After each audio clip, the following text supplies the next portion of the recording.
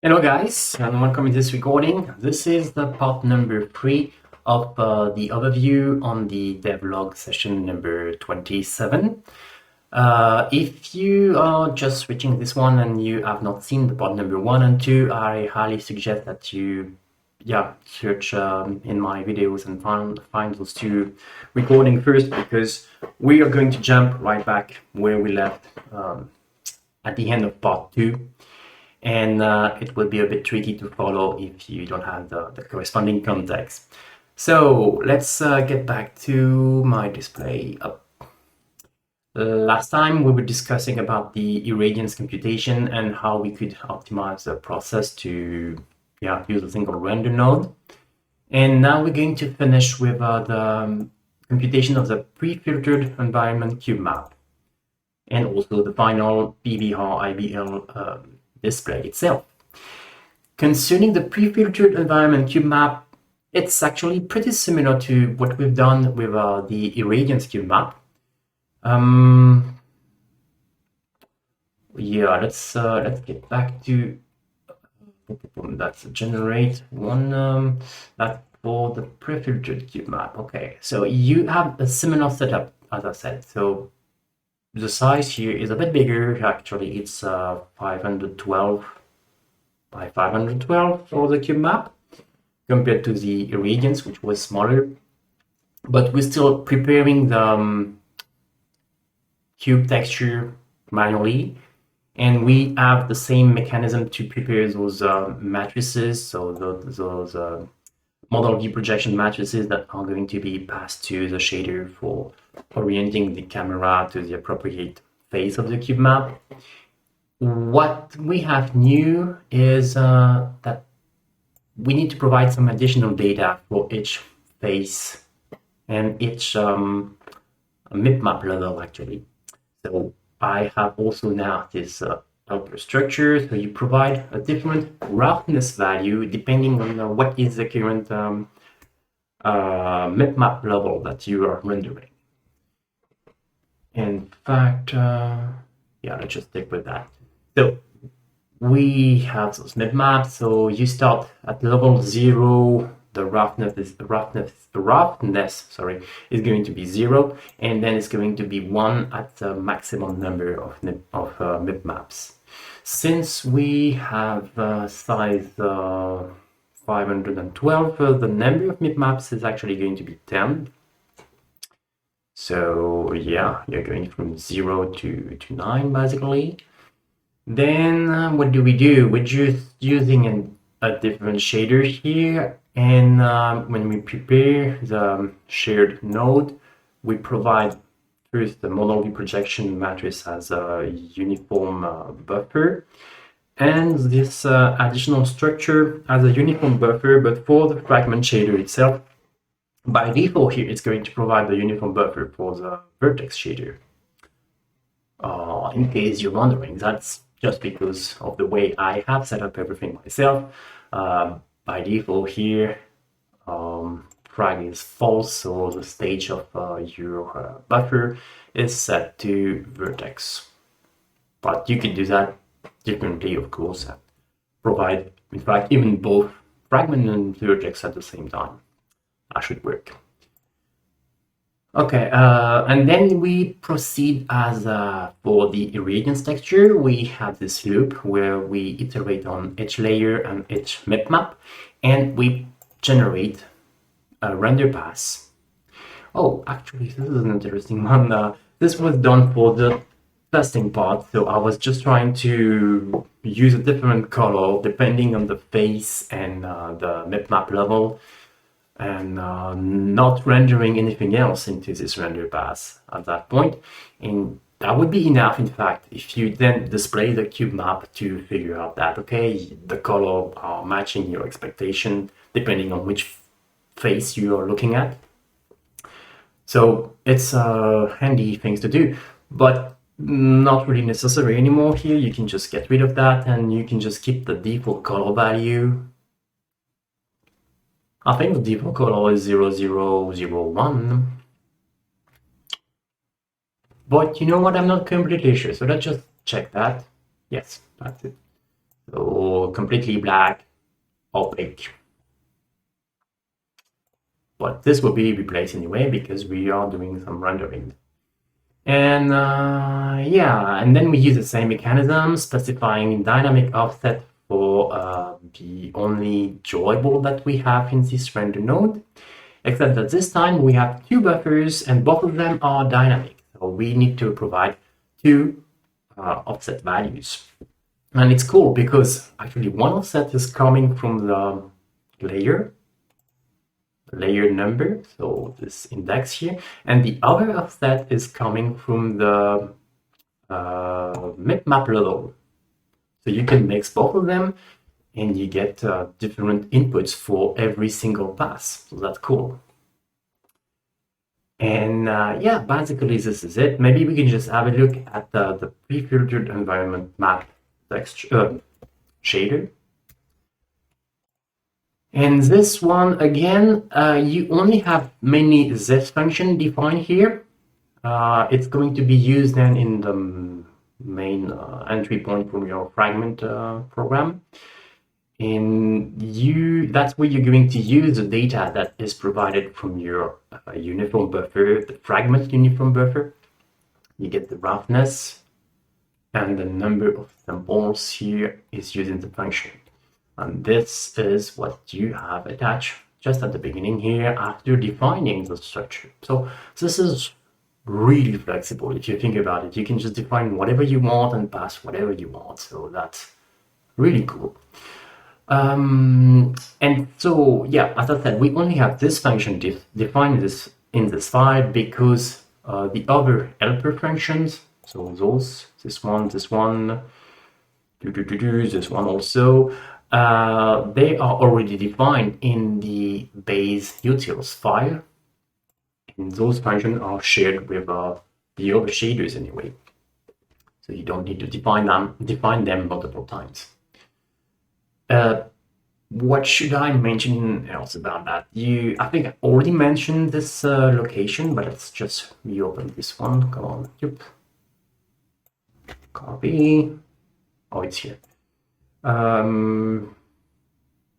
This one is definitely worth reading, and you will see the code that we're using, which is mostly this part here. Actually, there's probably more optimization you could do. I don't think we have everything in place. Where is this code?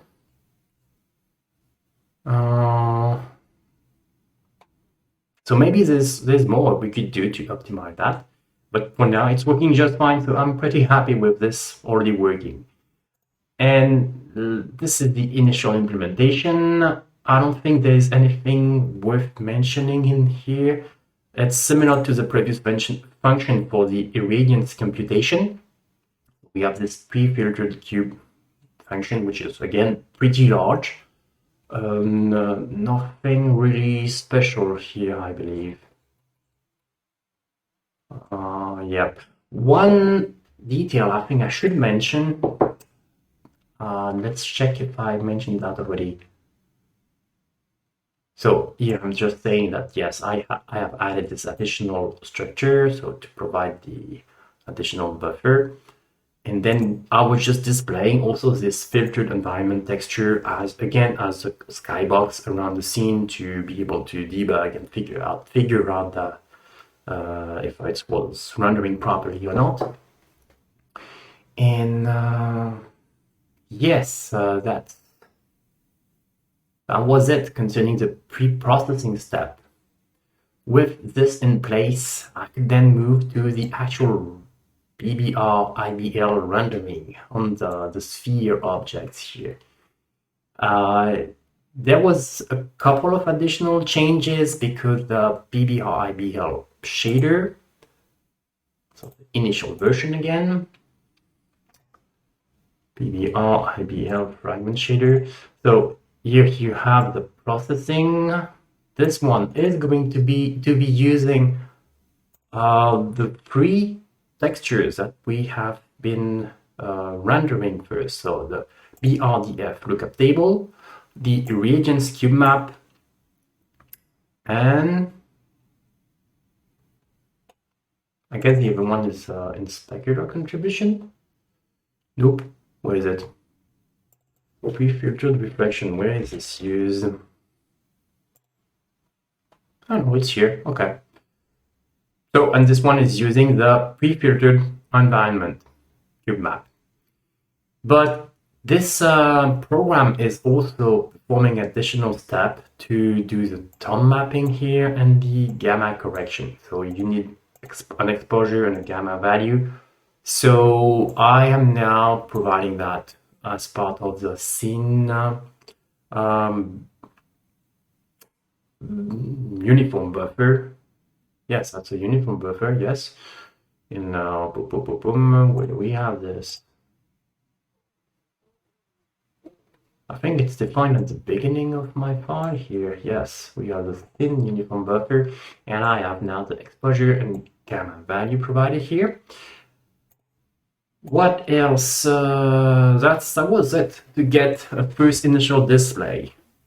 So my initial display was looking like that, which was great, but not so great because I have actually made a small recording with that.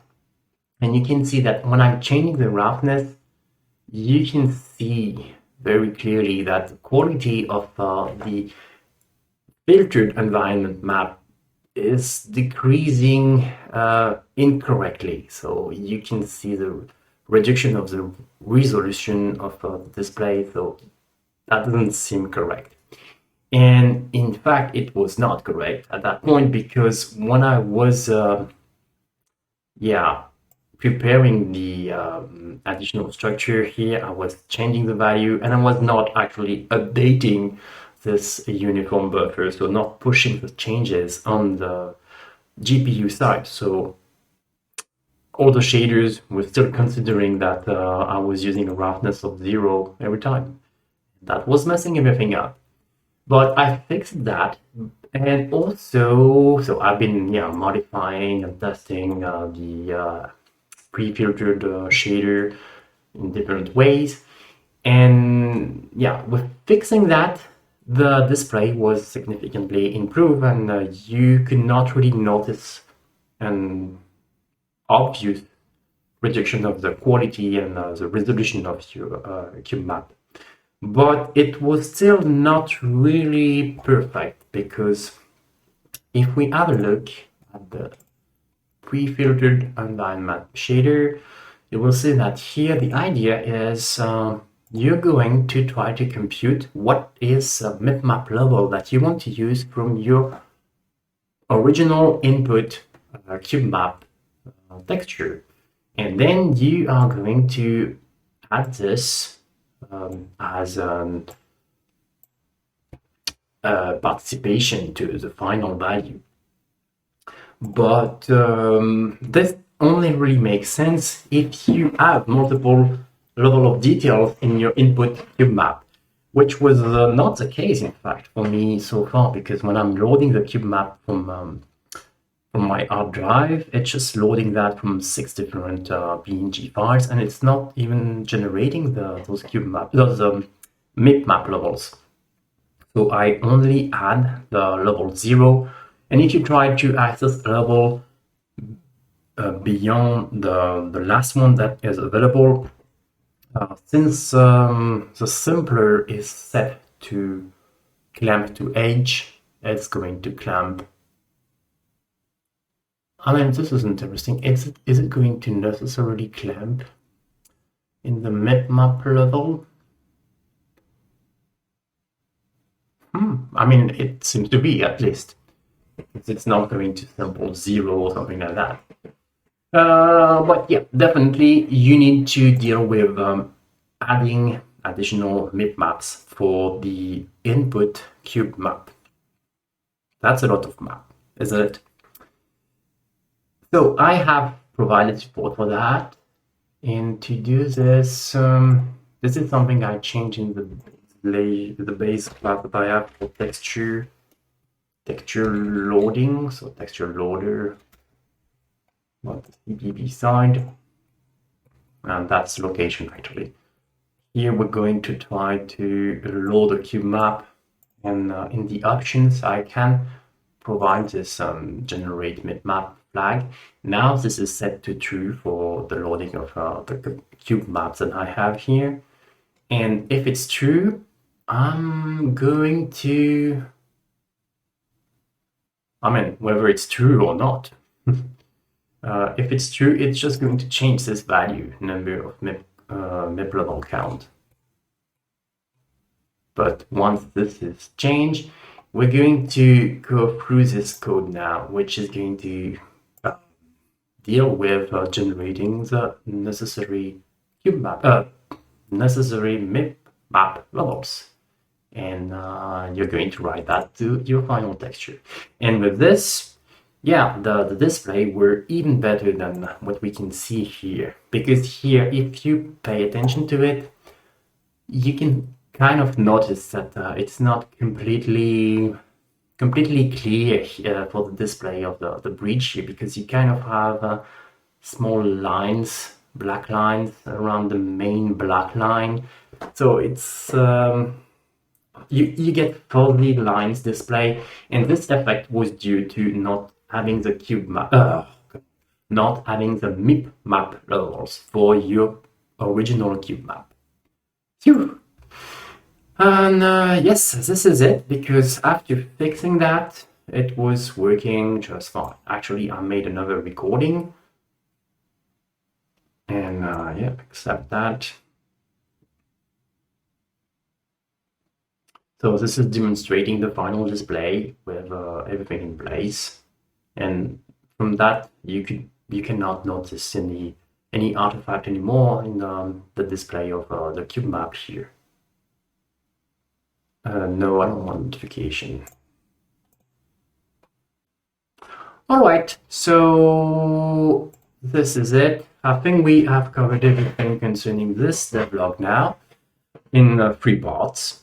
And yes, we're still not done actually with the physically based rendering. There's the last part, the last example available in the WebGPU native samples repository, and this will consist in adding texture, in fact, in the object where you want to apply this PBR rendering. So that's going to be another interesting one, and once this is done, we should have something working fine and should look pretty cool. Okay, so as usual, thanks for watching. If you have any question, just let me know in the comments, and meanwhile, happy coding, and see you next time. Bye bye.